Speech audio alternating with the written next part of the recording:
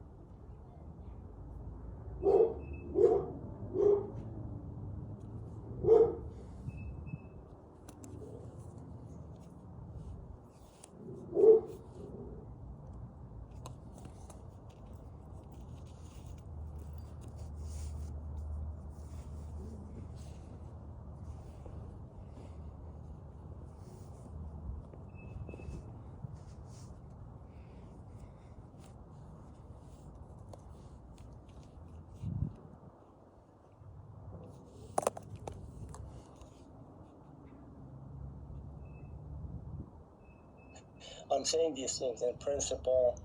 In practice, its punishment is a lot less, but nevertheless, there's a punishment.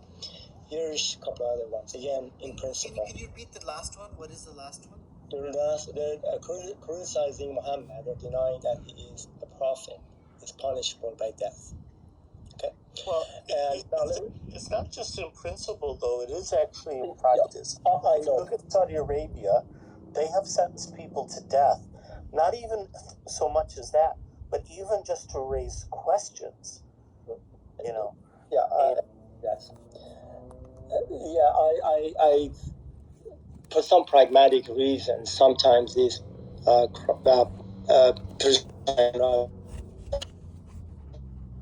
level, which that's true. That sometimes they get absolved of the death sentence, but they're frequently in prison. They frequently get the sentence, whether it's implemented or not, and then usually when they do decide not to implement it, it's usually after they force the person to retract and say that they didn't mean it and all this type of crazy stuff. But it is used as a wedge against them. And like I said, you don't even have to deny Muhammad or something. Like just raising questions has brought people to be chased around the world. I mean, there was one guy that escaped to I think it was Indonesia, and they forced Indonesia to return him back to Saudi Arabia, even though they didn't have an extradition agreement, and put a young boy in prison because of a tweet that he put out. Just ask Solomon Rushdie. Because he was stabbed months ago after the fatwa was issued against him, 20 years ago, 25 years ago? So I agree, that was an extremely scary thing, but why didn't the non-Muslim kind of left and woke people from around the world condemn that more strongly? I was hoping they would. Let me just make a couple more. About Saudi Arabia, government. You're in the Matrix.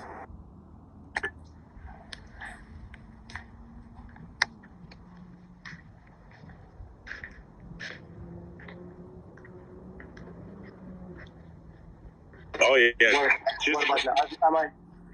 So let me just say something quickly before it looks like my reception here is not too good.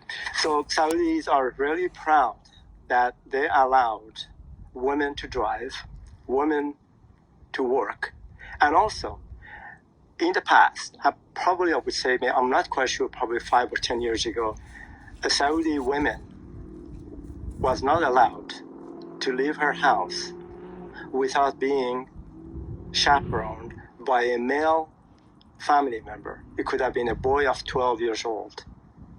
And so they've done away with that. They've allowed women to drive. They allowed women to work. I would say, given the nature of Islam, this is a fantastic progress in the right direction. But this is the crumbs that been provided to women, and thinking really they are. And by the way, my thinking is, if the Muslim women are required to wear hijab all the time for modesty as well as protection against unwanted looks or attempts in terms of sexuality, this does not speak too well about the discipline and the nature of the Muslim man. So the Muslim Islam has to protect their women against their own man. This is not a good thing. That does not speak too well for the Muslims. Well, am I in the matrix? Hey, Ann, I have a question. Are you still there? Ann? I'm listening to you. Hey, are you a Muslim or no? I don't want to answer that because I don't want to condemn Muslims. Oh, no, okay, I got you. So, like, Surah Al-Ma'idah 51, believers, do not take the Jews and the Christians for your allies. They are the allies of each other. And among those who takes the... Hold on. That is you who believe do not take the Jews and Christians as allies. They are, in fact, allies of each other. And whoever is an ally of them among you, then indeed he is one of them. Indeed, Allah guides not the wrongdoing people. So saying do not take Jews and Christians as your allies or friends. Yeah, I very strongly disagree with that. Well, you disagree with the Quran then.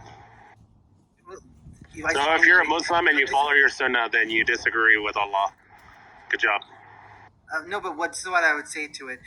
Could it be interpreted as a time and place, and it's no longer valid at the current time? No. The Quran is eternal, and it's for all times. And Allah gives His word as clear revelation, and Muhammad is the greatest of examples for all time. Okay, to be fair though, okay, it's really it is cringe when people read like the Hadith or the no, that's the Bible, Quran or hold on, or the Quran. Okay, just like I would not read. And to think that you can contextually put everything together, I mean, people... we can read the tafsir, Pepe.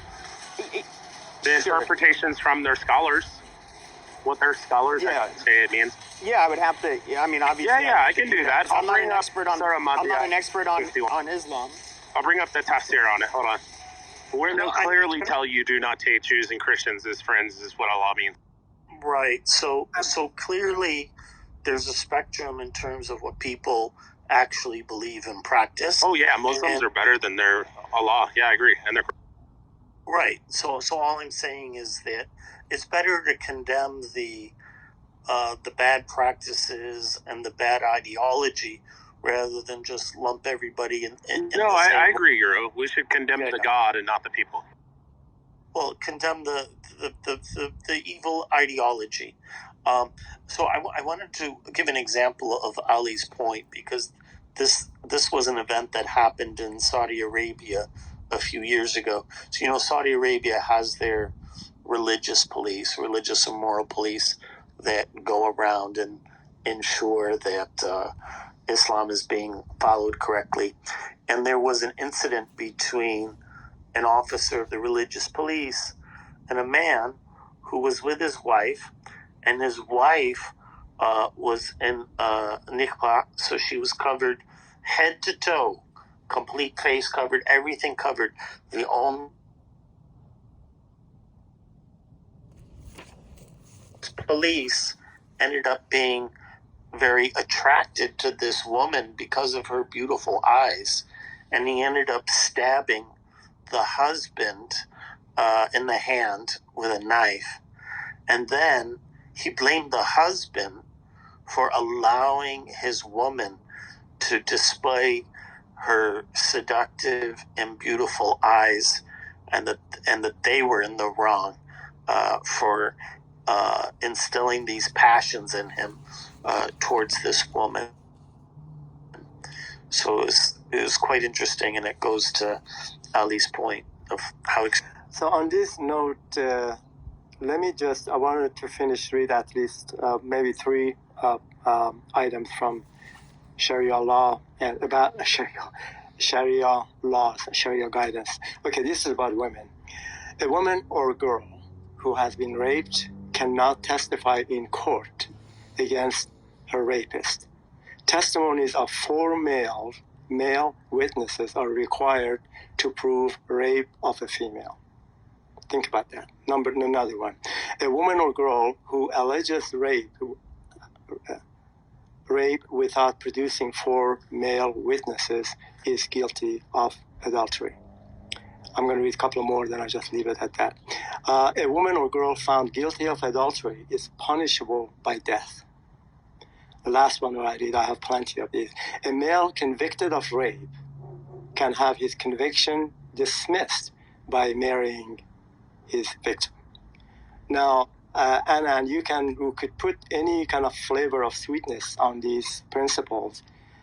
It's just not going to be effective. Again, I have to emphasize that these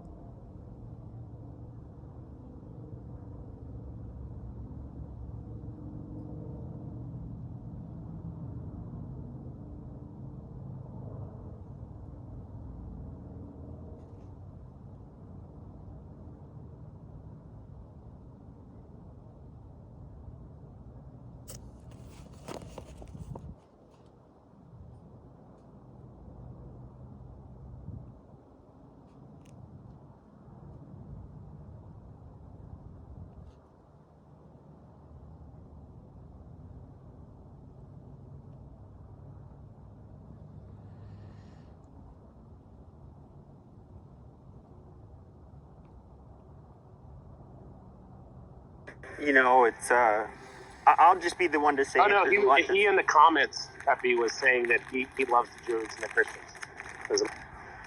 Yeah, I have some Muslim friends. But it's still, obviously very problematic. There's a lot of problematic shit about it. There's a lot of reasons why, people could call me Islamophobic. I really could give 2 shits. But other than that, I guess we can move on. No, I was just warning the Muslims that they should learn their scripture. That's all. When they say, "Oh, I love the Jews and the Christians," in the comments, he's like, "Oh, I'm a Muslim and I love the Jews and Christians." Well, you're not allowed to. Allah forbids it, and he threatens to harm. I'm curious what Rev X thinks. She's still there. If she's not there, that's fine. Who? And Inanta, what she thinks, what you're saying, that is true, but there's a way to bend it, an indirect way. Just say that the Quran on earth is incomplete, and the Quran in heaven is much bigger. No, Allah says that He'll preserve His word forever, and that no one can change His words, including the Tawhid and the Injil. So that's where Muslims actually get it wrong. The Old Testament and the New Testament are actually preserved by Allah because no one can change His words. Yeah, that is a problem. But there might be a way to do this. Ali is said to have had his own Quran when he walked around. So maybe there's a way to explain it away. There's a bigger Quran in heaven. The one in heaven is perfect. Yeah, Allah says that it's your Quran, and your Quran cannot be changed. It's His eternal word. Yes, that's the one in heaven. I'm just saying. No. He even says to accept your Sunnah, which includes your Hadith and your Tafsir. Yeah, but some Muslims might interpret it differently. Well, yeah, they're heretics. Yeah, of course. Yeah, but why are non-Muslims calling Muslims who interpret this heretics? Because the true Muslims of the Sunnah actually call them heretics, and they actually could keep the Sunnah just like the Quran commands. Yeah, so that's let Al Qaeda let Hamas do that, and let them go try to kill. You mean like Saudi Arabia? Saudi Arabia is Sunni. Yeah, and that's problematic. It's very problematic. I'd like to hear Nanta, because she's very sweet, and want to hear what she has. No, I mean, listen, guys, I'm not saying that you guys can't be better than your religion and your books and stuff and just say, well, I don't accept that, and I'm just going to be friends with Jews and Christians. I'm just telling that your God and your book actually tells you that He's going to punish you for doing so. Like, don't get me wrong. If the Bible said do not take non-believers as friends and do not even associate with them, do not talk to them, I wouldn't be talking to you guys right now.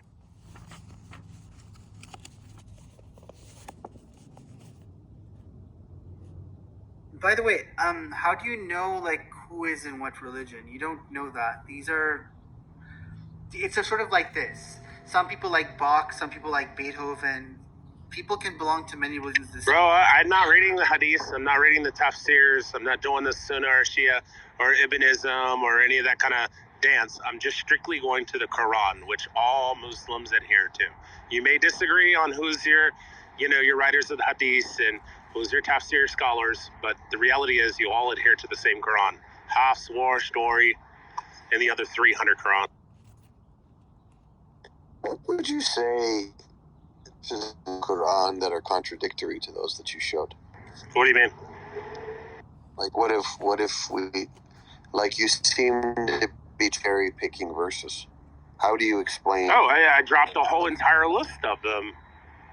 So yeah, I dropped, let's see, Surah 9.5, 9.24, 9.33, 9.73, 9.123, 130, 31, 59, 17. I mean, I could drop more if you want.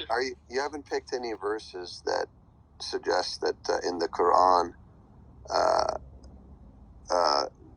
God suggests to act righteous towards Jews and Christians. No, he says to kill them. Are you suggesting that they don't exist, or are you just skipping them? Oh, yeah. But then 9.5 comes later than all those verses where he says, the people of the book. And specifically, what you're talking and referencing to are the people with the actual Tawhid and the actual Injil, the real Jews and the real Christians who are going to become greater in number in the future, which we are in the future, than the actual fake polytheist. So you're talking about the magical Jews and Christians that don't actually exist, who have the real Tawhid and. So do you have the Quran beside you? I'd love to get your interpretation. Oh, you're going to go show me all the nice things that Allah says before we get to Surah 9, Ayah 5, chapter 9, where he starts killing them all? No, I'm you're going to go show me all the magical verses where Allah says that the Jews are the good people and the people of the book. But which book? Because he says that we don't have a book anymore. Can you stop interrupting me? No, I know you're Deleganda's games, and I don't even think you're an adherent to Hold on. I'm curious because I don't know go ahead. shit about Islam. Go to the good verses where Allah says the Jews are actually good people. And then forget about the ones where he says to slaughter. One more interruption and you're out. I have 800 accounts, Fede. Okay. All right. Goodbye.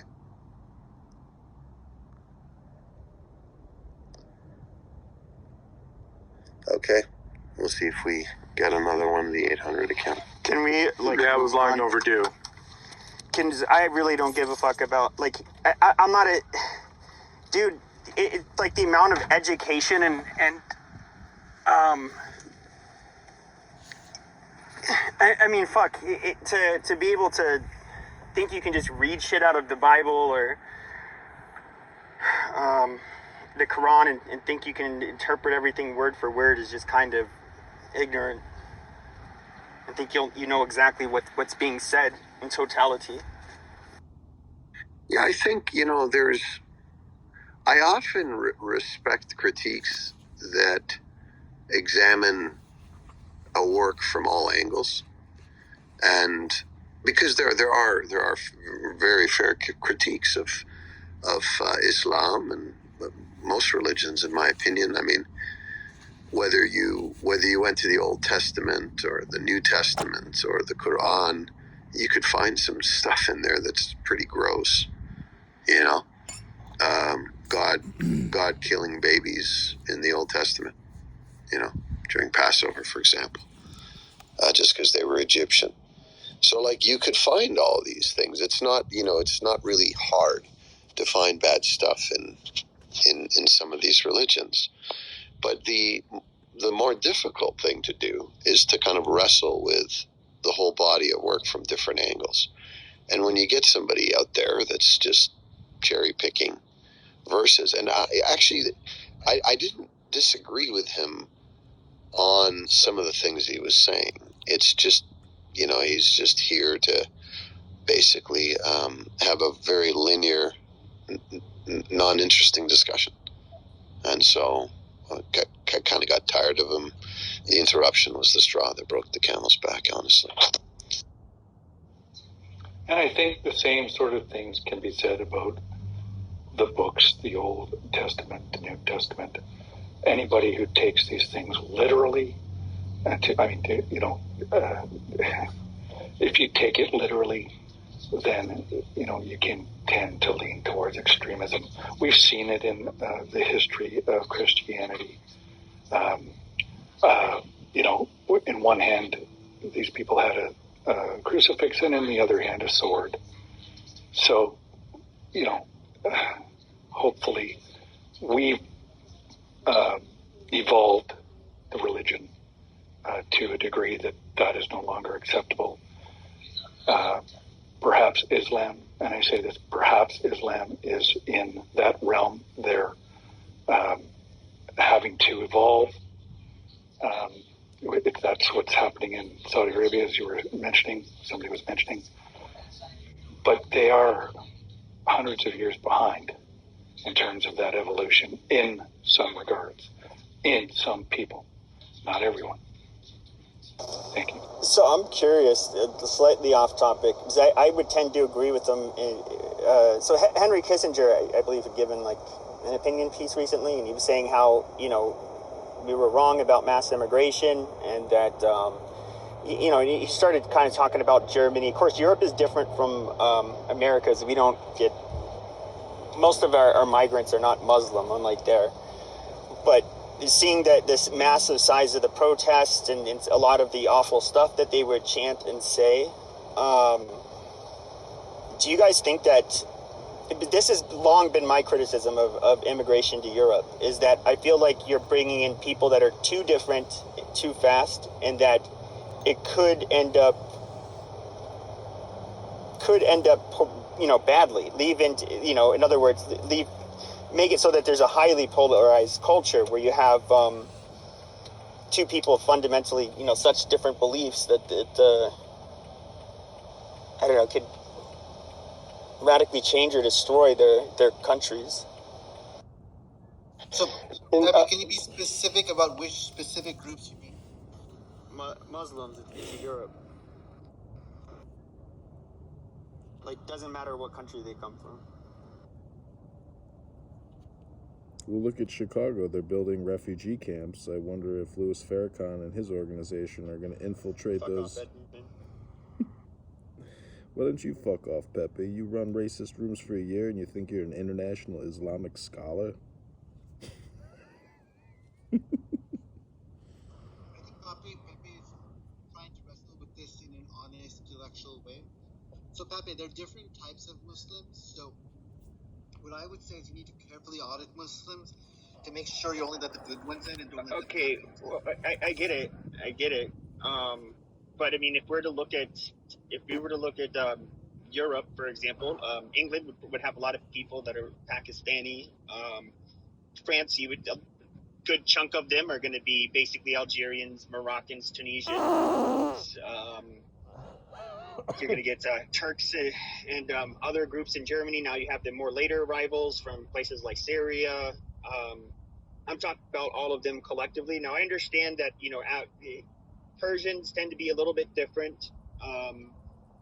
It was especially because there was a lot of their more, I guess you could say, educated people and their religious minorities that ended up leaving there, like the Baha'i. And so they tend to be fairly successful here in the West. And of course, they're Shia, which tends to be a lot less, jihadist. So I would kind of group them out. I wouldn't really be referring to them. No, I understand what you're saying. So maybe you're having an honest discussion, but politically it's incorrect to even have it. I think there needs to be, we need to be honest about the different segments within Islam, and there are hundreds of sub-segments. And then audit people, interview them, and have Muslims do the interview who are not politically correct, who can just tell people, no, you're not coming in. You suggest. How do you feel about all the Muslims moving in Arizona? Are there a lot moving here?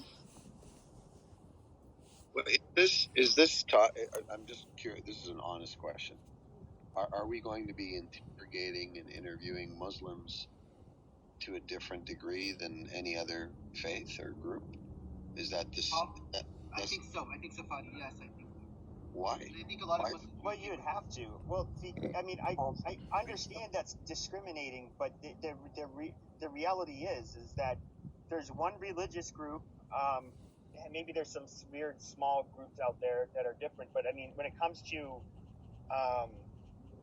extremism and terrorism, that's just related to a religion, at least contemporarily. I mean, it's going to be Islam, and so that is a real fucking concern. Yeah, I don't think it's a discrimination, actually. So I think there is a concern of bringing large groups of people into a society that reject the core values of that society. So in the Western world, we have a general consensus on Western liberal values. So if you have a group of people that reject that outright, that's problematic. So it's not so much their religion; it's the idea of this rejection of the Western liberal values, which is problematic for the society to continue to exist as it does today. So should we do that with Chinese people? If they're Muslim. But Chinese people generally don't have a problem with that. At least in terms of the migrants that are coming.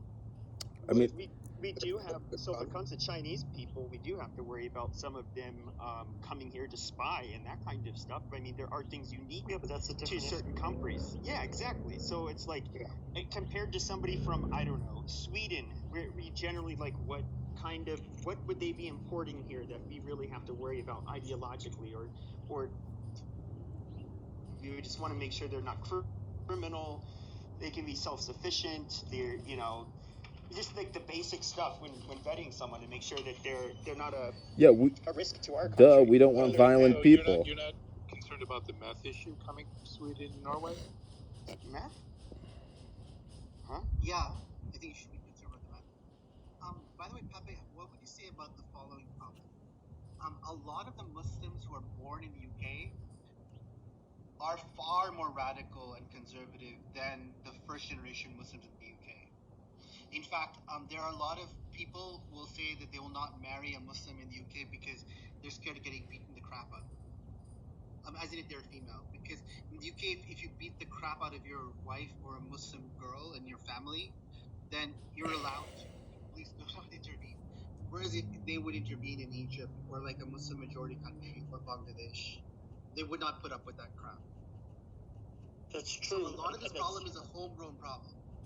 So what you described is true, but it's not unique to the UK.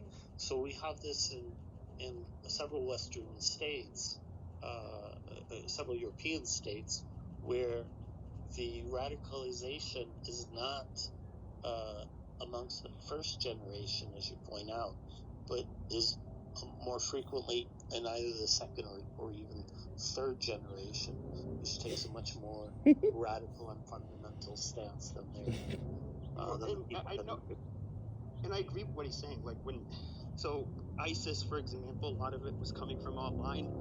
You also had a lot of problematic imams in France, Molenbeek, Belgium, and I believe France expelled them.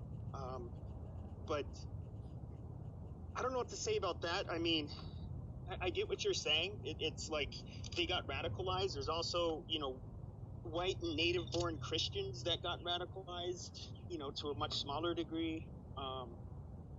But I feel like it's still, in a way, the problem, even if it was a second generation, the problem was still imported because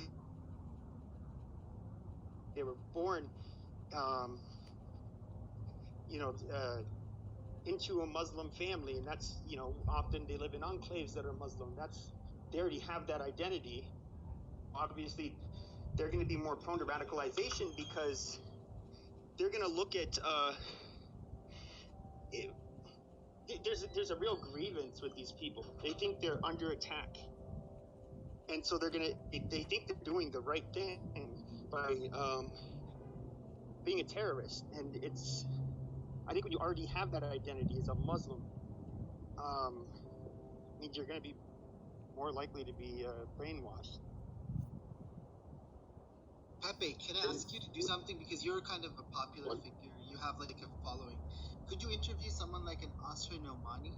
She wrote the book called Woke Army, and it was about how horrible woke people around the world, including the US, are. But it also specialized in the way that the global woke back Islamists against liberal Muslims. And I think that's the central problem. That's why you have all these radical UK Muslims who were born in the UK, who are much more radical than Muslims in other countries. Let me give you an example. Hamas. If you support Hamas and you go to Bangladesh, which is a democracy, it's a democracy, right? They arrest you. They don't put up with your crap. They're scared of you. And in Indonesia, they're scared of you, right? Muslim majority countries don't put up with Hamas. They arrest them, throw them in jail, or what they do is they kind of ask them to please leave the country. That's more likely what they ask them to do. And in Britain, though, you're treated like a human rights activist. The woke people love you. They give you money. Soros actually has donated money to the Muslim Brotherhood, which is the Ikhwan. The Hamas is the Palestinian branch, by the way, of the Ikhwan.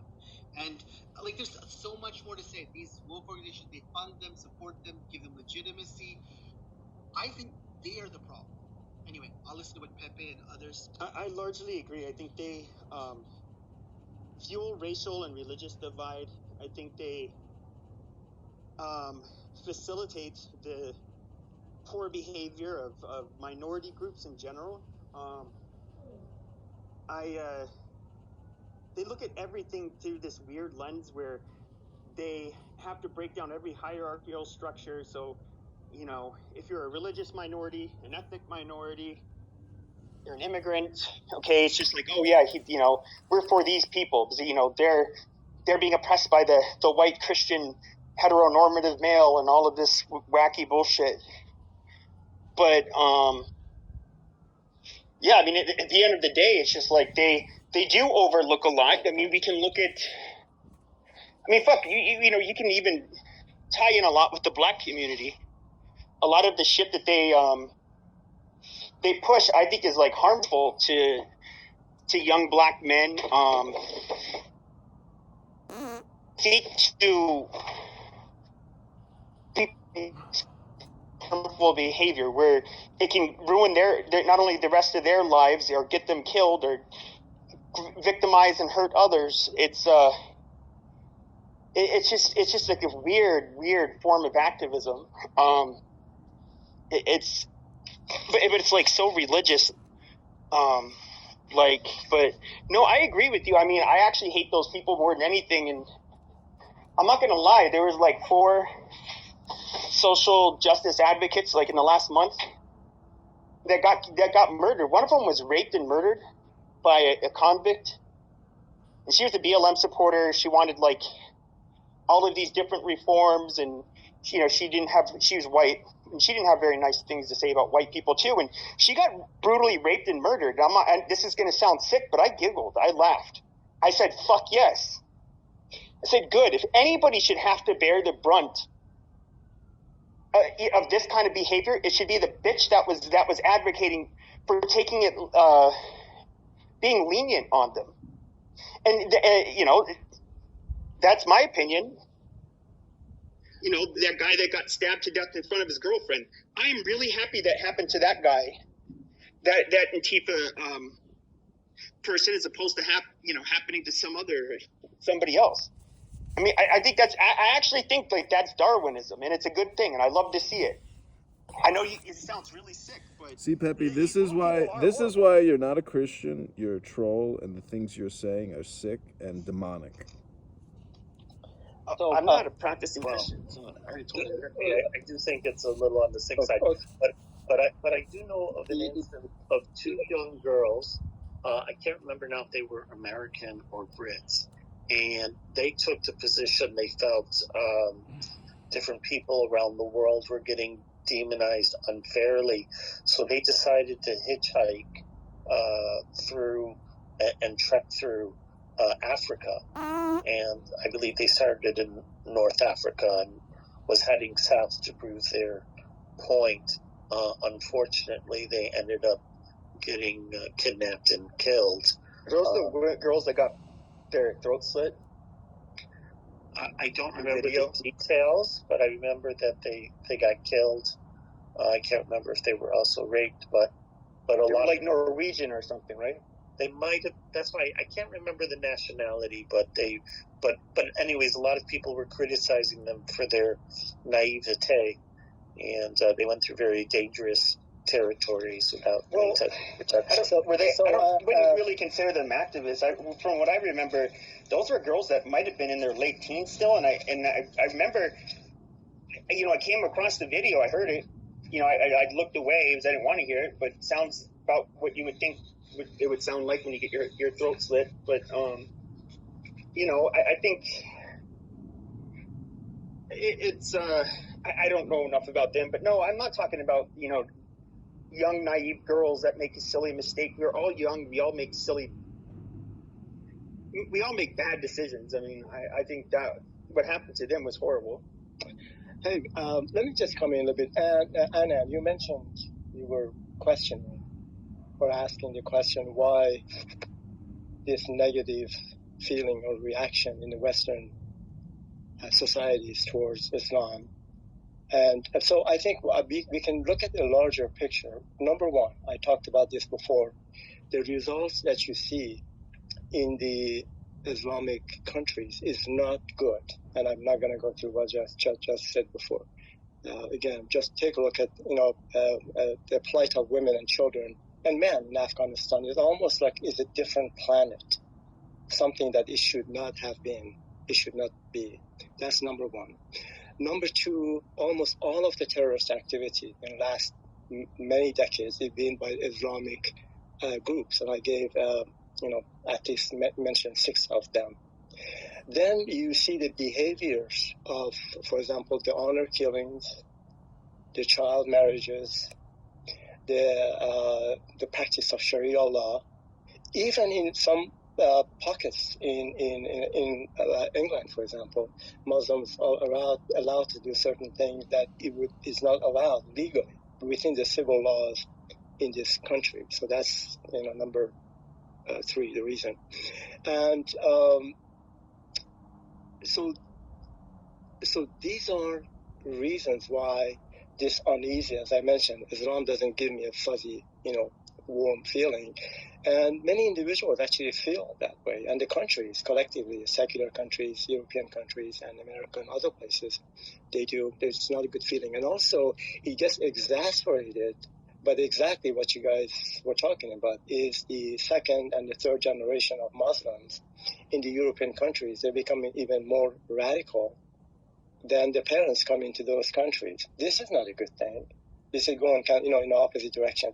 So because of these kind of a large phenomena and large issues that people are hugely concerned about this religion, and in terms of the propagating and permeating this ideology forcefully at times, and but also through the indirect ways of indoctrinating the children in European countries.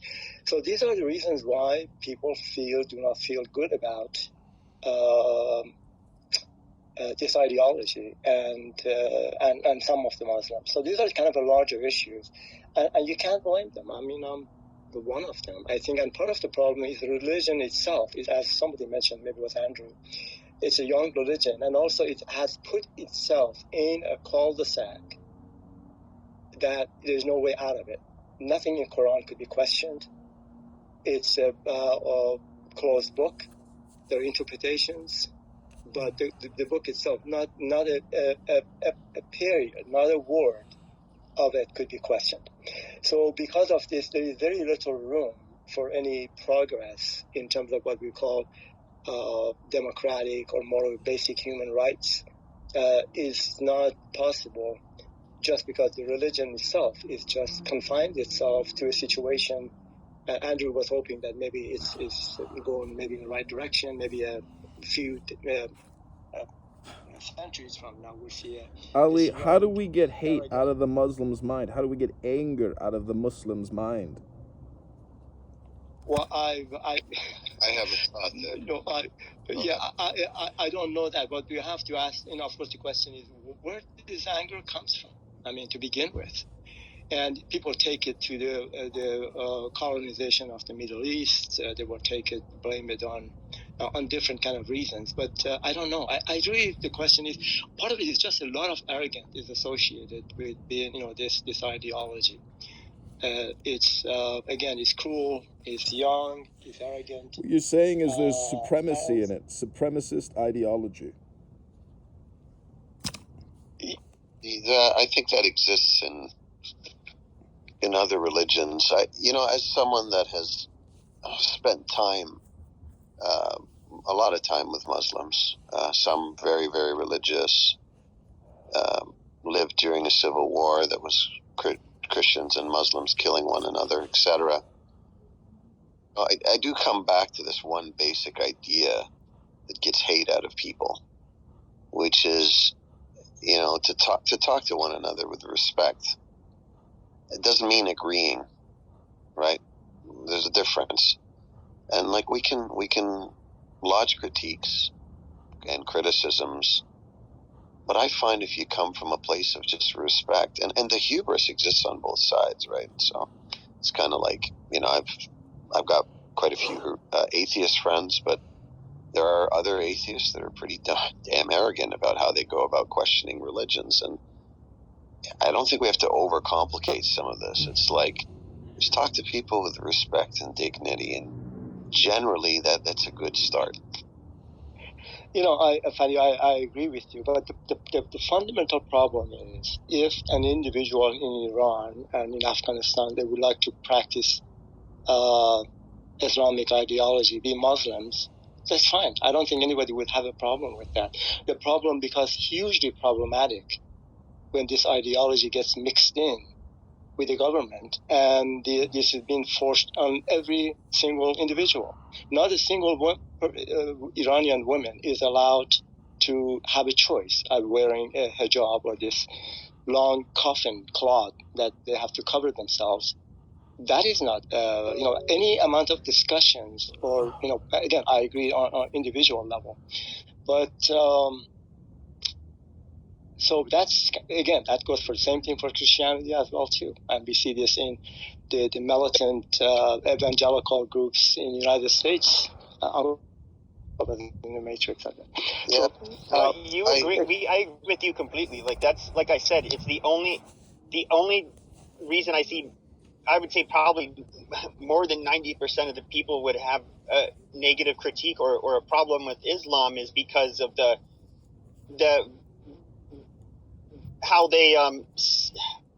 because there's a group of them that want to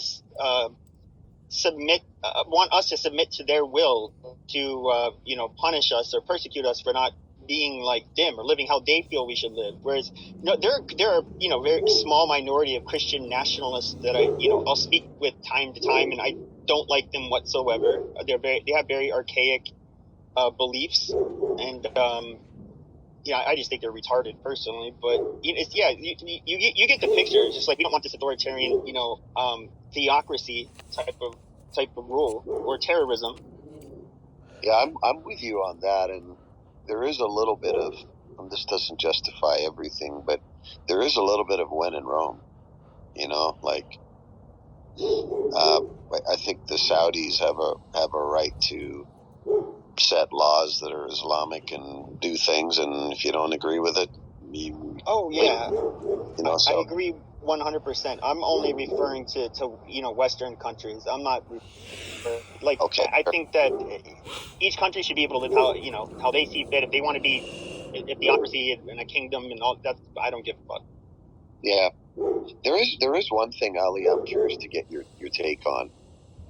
After 9/11, I believe George Bush framed Iran through the lens of part of the axis of evil, and I think we both know that. I hope we both agree that Iran and Al Qaeda were had nothing to do with one another. My question to you is: did that was that a productive characterization?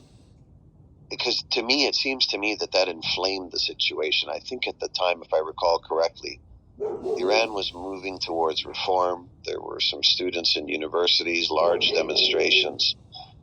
And I'm trying to wrestle with this idea of how poking at something in the wrong way could not be the answer. It actually sends us backwards. So my question to you is, did Iran go backwards in terms of rejecting the West and reform as a result of being grouped in the axis of evil, or do you have a different opinion on that? No, I think two things happened. One is, as you may recall, this must have been, I forgot exactly, 15 years ago or so, there was a huge reformist movement in Iran against the regime to either have a new leadership or to introduce some important, human rights reform concepts into the constitution and other and legal system. That movement, which was during Obama, it was not sufficiently supported by the U.S. and therefore it kind of failed. And I'm not quite sure even if the U.S. would have supported the movement, it would have had an effect or not. But then again, that was one kind of disappointment of majority of Iranians who find themselves being hostage to this horribly bad regime. That's one. And again, you're absolutely right. Putting Iran into the axis of the evil of the trinity of evil, I would say, that was not a good move, and it did not help the cause of Iranians to be able to break away from the conditions that they're in. So your take is correct. But I wanted to add another incident, which I just mentioned, during Obama's presidency. So I'm sorry, please go. Oh, yeah, I think what we can potentially learn from that, right, is how we go about critiquing and grouping. There's a way, going back to how do you remove hate, right? There's a way to do it with words, and there's a way not to do it. And I think moments like that, where a country on its own was shifting towards good reform, and all it took was to get, in a quite foolish way, miscategorized. Just, oh yeah, let's just find some bad people, group them together, and say they're the same. And the world could be a lot different today if it wasn't for those moments. Well, let's not forget the CIA just formally apologized to Iran for Mossadegh.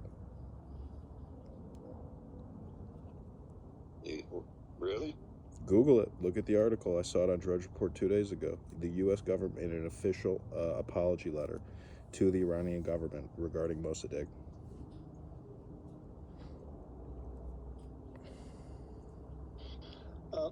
I wanted to go. You mentioned that reading of the text, and this we're talking about Old Testament, New Testament, and also Quran. It has to be done in a kind of a deep level to understand what's being said, and so to kind of discover the esoteric nature of these things and the meaning behind them, and the confusion. These texts. Again, I'm an atheist, so I'm coming from a different direction. Are easily understandable and justified in terms of what they're saying if you say these books were written by man. You can see man we do all kinds of different things, and the stories that you see in the Old Testament and it's representative of how humans behave. But when you attribute these texts to an agency, a supernatural agent like God, the whole thing becomes problematic. I really don't find even these books to be hugely esoteric. I mean, for example, so you take the story of flood and you want to twist and turn it any which way you like to make it something that falls into divine command theory that God works in a mysterious way. It doesn't make sense to me. So the point that I'm trying to make, I wanted to read something again. So if one assumes, if one says that these are man-made, then everything all of the nonsense, all of the contradictions, all of the cruelty, all of the greed, and it's explainable because these are sometimes these are the conducts the man they carry themselves and behave that way. What I wanted to do right now, and so that's what I wanted to say. It is easily explained if one assumes that these are book man written. So here's a passage from The Age of Reason by Thomas Paine, and so what it says, I'm just going to read it to you because it's beautiful and it's really written nicely. Every national church or religion has established itself by pretending some special mission from God, communicated to certain individuals. The Jews have their Moses, the Christians their Jesus Christ, their apostles and saints, and the Muslims their Muhammad, as if the way to God was not open to every man alike. And the next paragraph, and I will stop. Each of those churches show certain books which they claim they call revelation or the Word of God. The Jews say that the words of God was given by God to Moses face to face. The Christians say that their words of God came by divine inspiration. And the Muslims say that their word of God, the Quran, was brought by an angel from heaven. Each of those churches, by churches it means the different Abrahamic religions, each of these religions, I'm going to change the word here, accuses of unbelief. And for many, my own part, I disbelieve them all.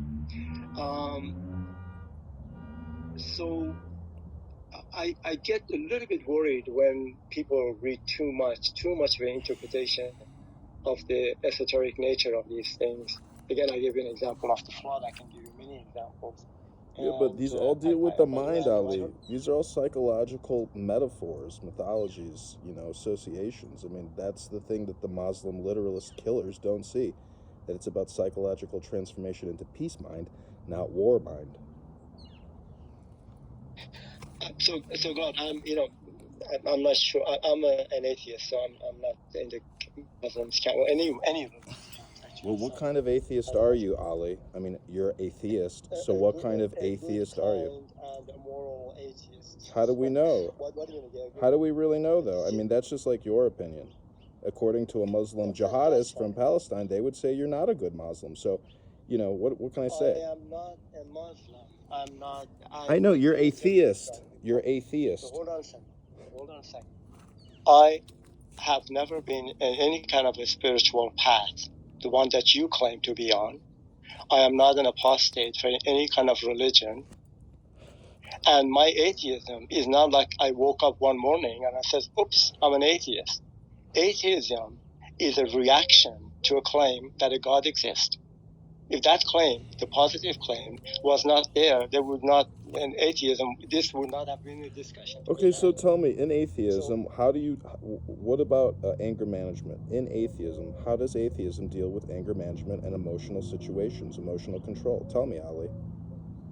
Well, what I tell you, if you need to manage your anger, I think you should need to see a therapist. Maybe that will help you.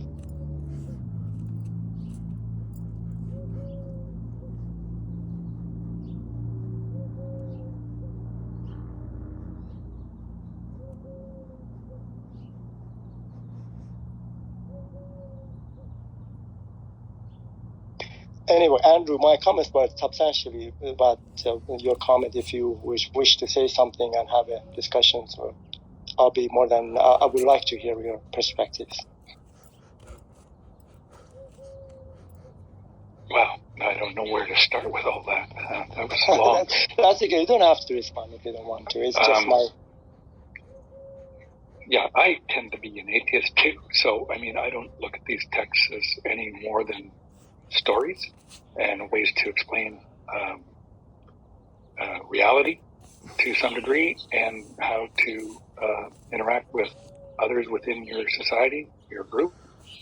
It's obviously, you know, if we look at the Ten Commandments, those are laws that have evolved into common law in many ways, and that's how we agree to behave in society. That these are certain precepts that are accepted by all.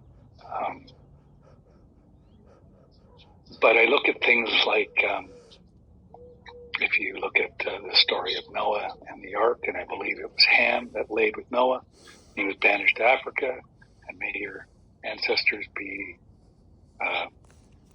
and please, I'm not a biblical scholar, so I'm not going to be able to quote chapter and verse. But I guess the premise was that your descendants would now be slaves, and you fast forward that a couple thousand years, and people were justifying the Atlantic slave trade and pointing to these passages in the Bible. So obviously these things taken to extremes are dangerous in any text. But I hope that's kind of answering your question. I'm not sure. Yeah, I understand. The reason I'm asking, we had an individual, Anne, actually, somebody was talking about some verses in Quran, and Anne actually, he interpreted the text in such a strange way that it was really difficult to understand how could possibly anybody would interpret this way. But anyway, I thank you for the comments. I really don't have anything more to say. Are you talking about the passages that were read aloud about in the Quran just like an hour ago? Oh yeah, exactly, yes. Okay, extremely disturbing to read that, and then what do you say to that? I don't know what to say to that. I've never read the Quran, so I don't really know what to say to that. But hearing that is disturbing for sure. But is there anything mitigating elsewhere? I mean, if you look at the Bible, Yahweh and God is very violent and destroyer. But if you fast forward into other areas of the Bible, there are passages that mitigate that kind of attitude, behavior. Yeah, but Andrew, he's not just the destroyer of people who go against God. I mean, the psychological thing is God is the destroyer of anger. He's the source of joy. God is the source of love. God is the source of peace. And to me, I mean, I can still look at that through a frame of agnosticism or atheism and know that we're really dealing with the human mind and how religion and the information in there deals with peace management or psychological, states of mind or consciousness. So, I mean, I support Ali, and everybody in their pursuits, but if you just view it through the lens of, psychology and anger management, that's what a lot of people are missing who are literalists. Like the people that want to build the temple in Jerusalem, they don't realize that that's a metaphor for building a temple in their mind. And, that's the situation. That's the whole thing about religion, is it has to do with your brain and the way you feel, your consciousness, your perspectives. And that's, to me, what the whole thing is about, not about whether or not there's such a thing as a God. I agree 100%. I think that's very valid. And if that's what it's doing, I mean, if you're reading this text and it's helping you, then that's great. What's wrong with that, right? If it's comforting to you and you derive those meanings out of it, and you can find tools to deal with what you were just talking about, anger management, etc., then that's a wonderful thing. Andrew, there are mitigating verses in the Quran.